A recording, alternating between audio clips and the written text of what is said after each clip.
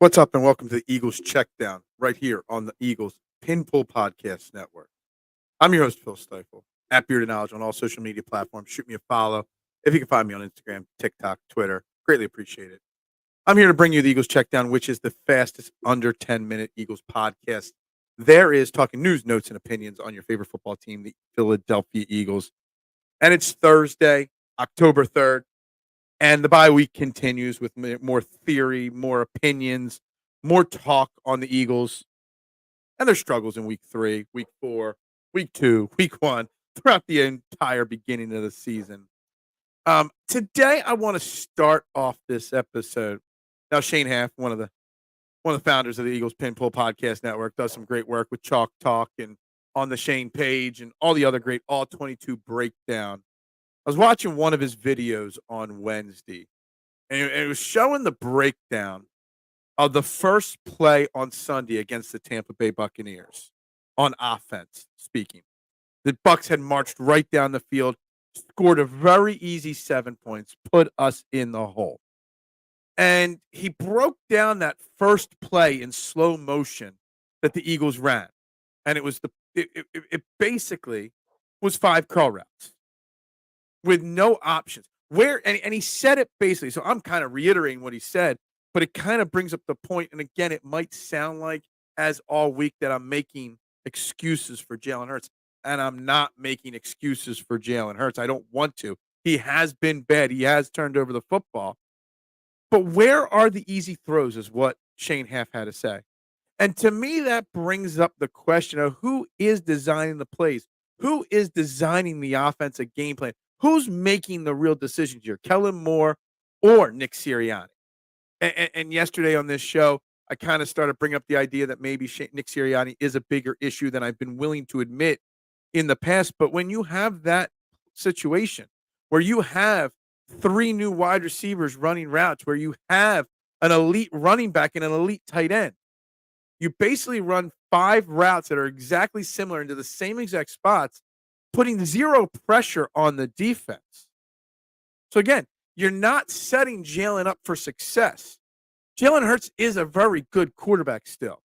You know, Ross Tucker was on WIP saying how this is still an above average team and a very good quarterback. Maybe he's not that upper echelon top 3, top 4 elite, but he's still a quarterback that can win you football games.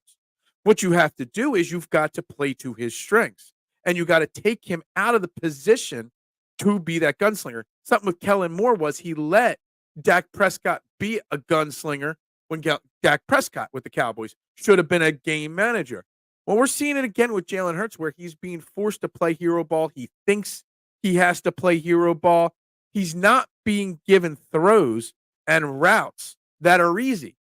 If you set up some easy throws for Jalen Hurts early in a game that builds some momentum, that starts getting Jalen Hurts into a groove where he can then go on and do some of the other things that he does well and set up other things. I mean, it also goes to the Saquon Barkley usage. Who's designing the play? Who's designing the offensive system each week? When you've got a running back like Saquon Barkley and he touches the ball only 10 times on the ground in a game, when it wasn't really as out of reach as people think, this is on the offensive game planning. This is on the offensive coordinator. This is on the head coach, who still to this day has some kind of too much influence on the offense. And this is the problem that we've got to deal with as we're moving forward. Like Ross Tucker said, this is still an above average team. You've still got an elite wide receiver duo in Devontae Smith and A.J. Brown. Both should be back in week 6. You've still got an elite offensive line, an elite tight end, an elite running back. Play to your strengths. That is the key thing going forward to the rest of this bye and into next week. You know, I saw my man Brendan Deeg on his Twitter account remind us also, you know, it's not all doom and gloom. Remember these key stats here. You know, just Lane Johnson. We've heard the win-loss record with and without Lane Johnson so far this year. On the plays with Lane Johnson on the offensive line, the pressure rate given up by the offensive line is 26.6% and a 5.6% sack percentage. Without Lane Johnson, that 26.6 jumps up to 43.5 successful pressure rate and an 11.6 percentage sack rate. So again, while it all sounds doom and gloom, We're missing A.J. Brown. We're missing Devontae Smith. We're missing Lane Johnson. What we need the coaches to do is design a game plan to fit what Jalen Hurts does well and to take the pressure off of him to get his – Jalen Hurts has proven that he can be an elite quarterback. He has lost his confidence. So you need to design a system and a game plan week in and week out to get that confidence back so that then we can start seeing that Jalen Hurts from 2022 and the early part of 2023. On top of all this positive that I said, I'm trying to keep a positive spin as much as possible. We do have, I saw it on NFL on Fox's social media accounts. They posted the strength of schedule from week 5 on, the rest of the season in the NFL. At this moment, the Eagles have the easiest schedule remaining in the NFL. So while we're 2-2 and the world is falling, the sky is falling on the Eagles, we have a clear path to still have a successful run in the regular season and put us in a position to succeed in the postseason if you design a proper offense around Jalen Hurts to accentuate his strengths and take away his negatives.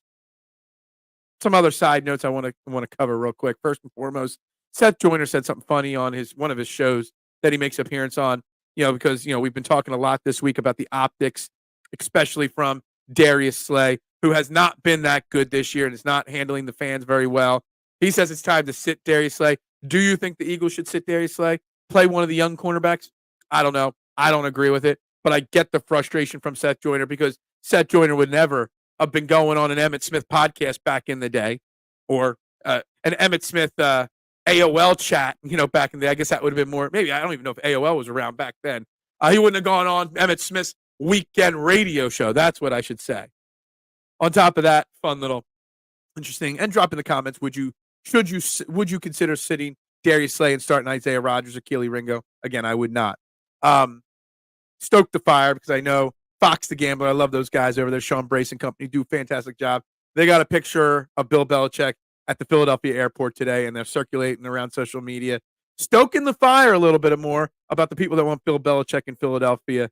So I just want to answer you. And drop it in the comments if you're watching this on YouTube or however you want to find me on social media at Bearded Knowledge, and let me know the answer if you're listening to this on Apple or if you're listening to this on Spotify or wherever you're listening to this.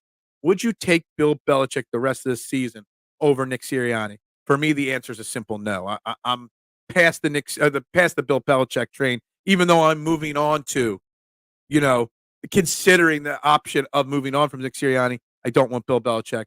It's Thursday Night Football tonight. The Tampa Bay Buccaneers face the Atlanta Falcons, 2 of the last 3 teams we face in a big NFC South matchup. The line has dropped from 2.5 to -1.5. Atlanta's at home, favored by 1.5. I am going to take the Atlanta Falcons in this game. I am going to be betting it. The home team wins more often than not in these situations. 2 teams that we may look a lot better than they probably are, but it'll be very interesting to see 2 teams that beat us, how they fare against each other on Thursday night. It's actually a really good Thursday night division matchup, and I'll be looking forward to that game.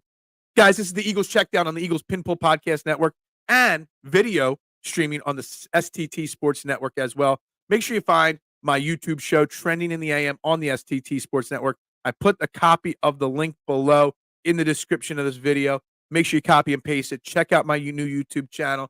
Make sure you click subscribe and tune in live 8 a.m. to 9:30 a.m. Monday through Friday, where we're not just talking Eagles, we're talking Phillies, Flyers, Sixers, everything going on in the world of sports and whatever's trending. And it's the only show in Philadelphia, the only sports show that's live on the dial or online where your opinions actually matter. Again, this is the Eagles Checkdown, the Eagles Pinpool Podcast Network. I am Phil Stiefel. Go Birds, and bubbles up to you.